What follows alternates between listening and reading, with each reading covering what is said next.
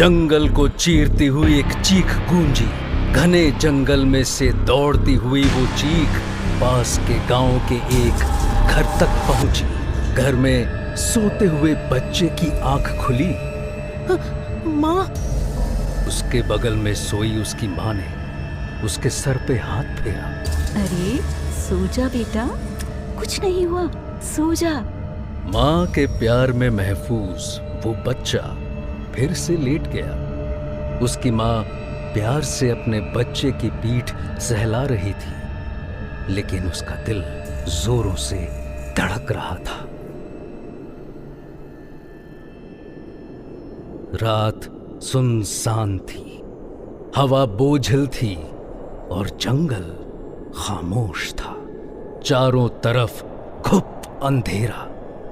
काले अंधेरे और रात की खामोशी में सिर्फ एक आवाज गूंज रही थी।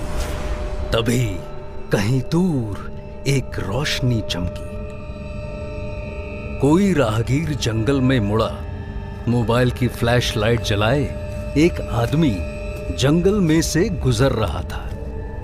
मोटी जैकेट पहने हुए भी वो आदमी ठंड में ठिठुर रहा था।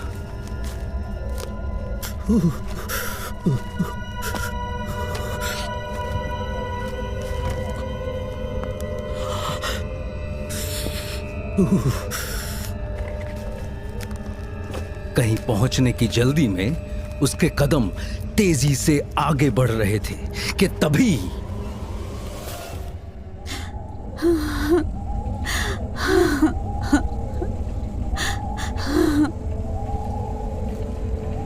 किसी के सिसकने की आवाज सुनकर उस आदमी के कदम रुक गए। उसने मोबाइल में टाइम देखा। रात के 2 बज रहे थे। जब वो मोबाइल की स्क्रीन देख रहा था, उस समय मोबाइल के पीछे जलती फ्लैशलाइट में कुछ सामने आया था, पर ध्यान मोबाइल स्क्रीन पे होने की वजह से उसका ध्यान वहां पर नहीं गया।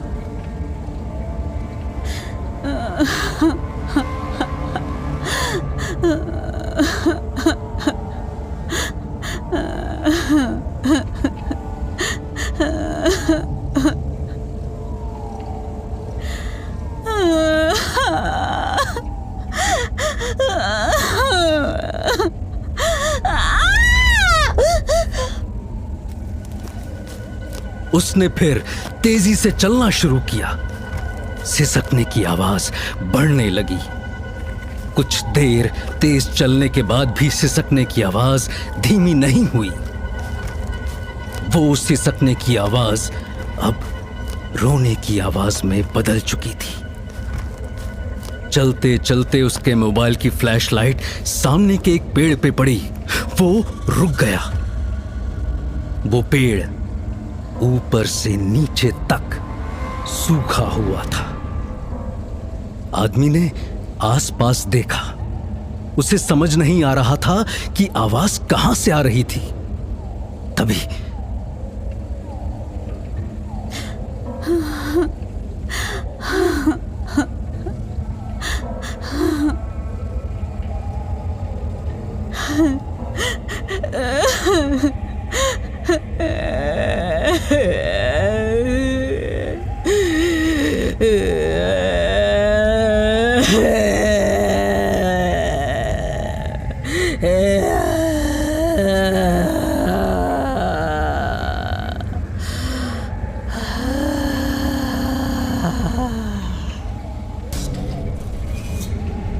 तभी उसके शरीर में डर की सिहरन दौड़ी।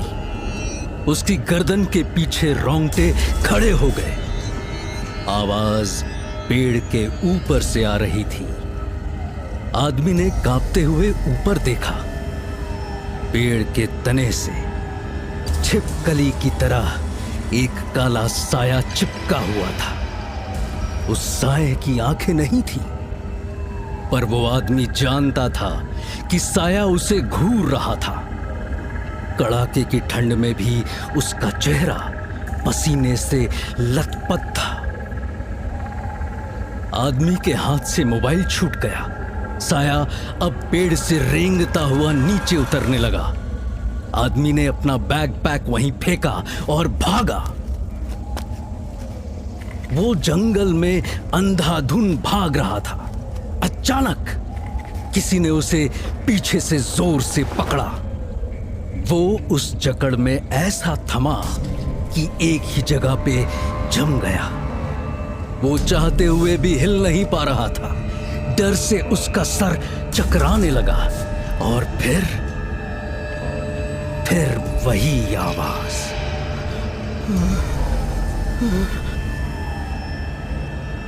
उसने सामने देखा। वहां वही पेड़ था जिसके बगल से निकलकर वो भागा था। वहीं उसका बैकपैक और मोबाइल पड़ा था। अगले ही पल उसे एहसास हुआ कि अब उसे किसी ने नहीं पकड़ा हुआ था।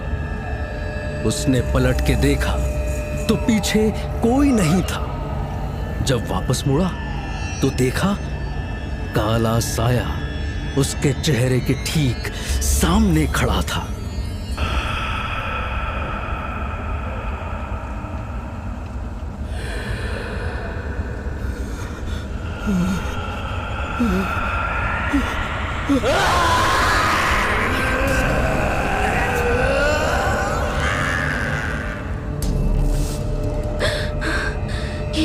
चीख कहां से? वो चीख जंगल से होते हुए पास की पहाड़ी पे एक होटल के कमरे की खिड़की से टकराई। अंदर सोई शिखा की आंख झट से खुल गई। उसने आधी नींद में सामने देखा। कमरा खाली पाके उसने आंखें फिर से बंद कर ली। अब जंगल खामोश था। क्या हुआ? मेरा दूसरा इयरिंग कहाँ है? Oh God Shikha, why don't you wear another pair? No यार, मैंने आज के लिए वो इयरिंग्स स्पेशली लिए थे। स्वीटी, अगर विश्वास तेरे इस डन अप फेस को देखने के बाद भी तेरे कानों को नोटिस करता है तो पहले तू मेकअप वाली से रिफंड मांग लियो। Here you go. तेरा इयरिंग सामने ही रखा था। अरे दिखाई नहीं मुझे। बेबू, तू प्यार में ना अंधी हो गई है। तुझे हम तो देख रहे हैं ना। डोंट बी चीज़ी यार। गीता माँ से अभी भी नहीं आई ना? फोन आया था उनका। She is reaching in 20 minutes. Gangtok में हरियाली के बीच पहाड़ी पे बसा गोल्डन गेट होटल सुबह की पहली किरणों में जगमगा रहा था। आज शिखा की एंगेजमेंट थी। ठंड की सुबह थी पर होटल स्टाफ एक्टिवली दोपहर के फंक्शन की तैयारियों में लगा हुआ था। किचन में केओस था। होटल मैनेजर हेड शेफ पे चिल्ला रहा था, ये रात का नहीं दोपहर का फंक्शन है। You know how behind the schedule we are. हो जाएगा सर। और वो मिठाइयों का कुक कहाँ है? कल रात आने वाला था ना? सर वो निकल तो गया था। रात को पहुंच जाना चाहिए था। मैं कॉल करता हूं उसे। हेड शेफ ने मोबाइल निकाल के कॉल लगाया। होटल से कुछ ही किलोमीटर दूर पास के जंगल में पत्तियों के बीच पड़ा एक मोबाइल रिंग हो रहा था। सब उस बजते हुए मोबाइल को सहमे हुए से देख रहे थे पर किसी ने आगे बढ़ के उसे छूने की हिम्मत नहीं की। पास के गांव के लोग जंगल में भीड़ जमाए खड़े हुए थे। गांव वालों में सबसे आगे काला कंबल ओढ़े और काला कुर्ता पैजामा पहने एक आदमी खड़ा था। उस 6 फुट लंबे आदमी का शरीर दुबला पतला सा था पर आंखें किसी चौकन्ने शिकारी जैसी एक्टिव थी। रात को जंगल में फंसा राहगीर उसके सामने जमीन पे पड़ा था। किसी ने उसका मुंह एक कान के सिरे से दूसरे कान के सिरे तक चीर दिया था। लाश के पीछे वही सूखा जला हुआ पेड़ था जिसके सामने वो मरा हुआ आदमी रात को आकर रुक गया था। यह ना आसपास के किसी गांव से नहीं है बाबा, वरना रात में जंगल में जाने की गलती नहीं करता। वो सामने पहाड़ी पे जो होटल है ना, शायद वहाँ काम करने वाला कोई नया आदमी है। था धीरे से चलती हुई हवा की सरसराहट मानो कुछ कहने की कोशिश कर रही थी। बाबा ने सबको देखा। पुलिस को फोन कर दो। अरे पुलिस वाले ना हमने फिर से परेशान करेंगे, ये पहली बार थोड़ी है बाबा। इस गांव के किसी आदमी ने चोट नहीं पहुंचाई तो डरो मत मुखिया।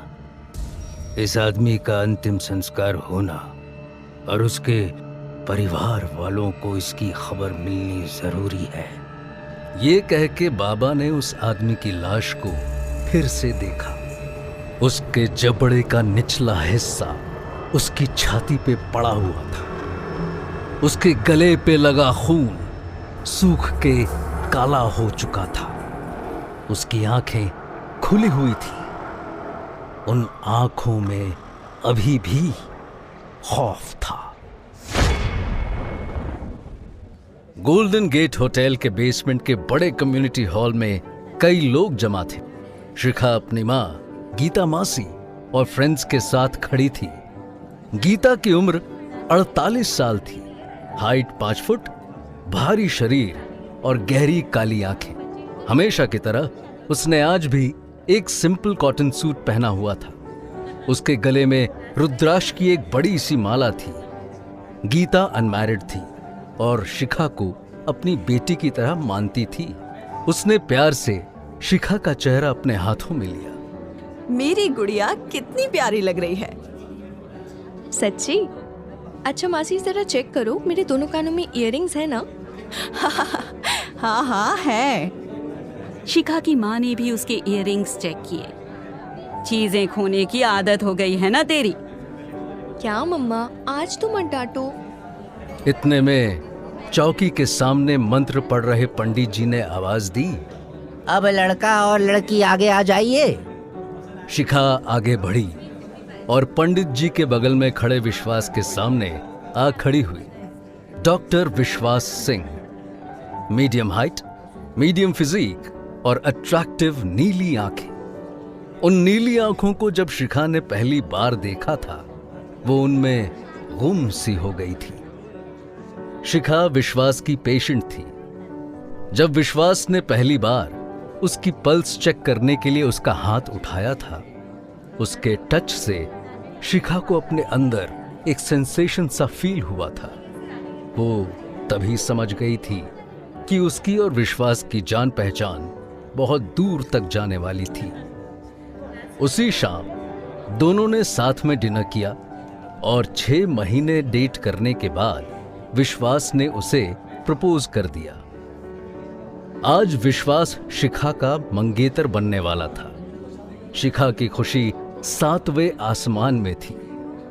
पंडित के कहने पर विश्वास आगे बढ़ा और उसने शिखा को अंगूठी पहनाई।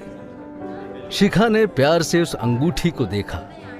वो विश्वास के परिवार में पीढ़ियों से चली आ रही खानदानी अंगूठी थी। विश्वास उसे देख के मुस्कुराया। जब शिखा की मां ने उसे पीछे से हल्का सा धक्का दिया तब उसे याद आया कि उसे भी विश्वास को अंगूठी पहनानी थी। उसने विश्वास का हाथ पकड़ा। तभी हॉल की लाइट चली गई। चारों तरफ अंधेरा छा गया। अरे लाइट कैसे जा सकती है? Shikha, Shikha are you okay? I'm fine. It's so dark. Can't see anything. तुम्हें कुछ दिख रहा है? No, even I can't see anything. लेकिन तुम डरो मत, मैं यही हूं। विश्वास ने शिखा का हाथ पकड़ा। अरे विश्वास, तुम्हारे हाथ इतने गर्म कैसे? ये बोलते हुए शिखा का ध्यान अपने पैरों पर गया।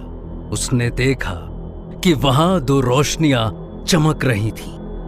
ये धीरे धीरे वो रोशनियां ऊपर उठने लगी। शिखा को अपनी सांस रुकती हुई सी महसूस हुई। वो पैनिक करने लगी। ये Why can't I breathe? विश्वास, माँ, गीता मासी। अब वो 2 रोशनियां शिखा के ठीक सामने आकर टिक गई थीं।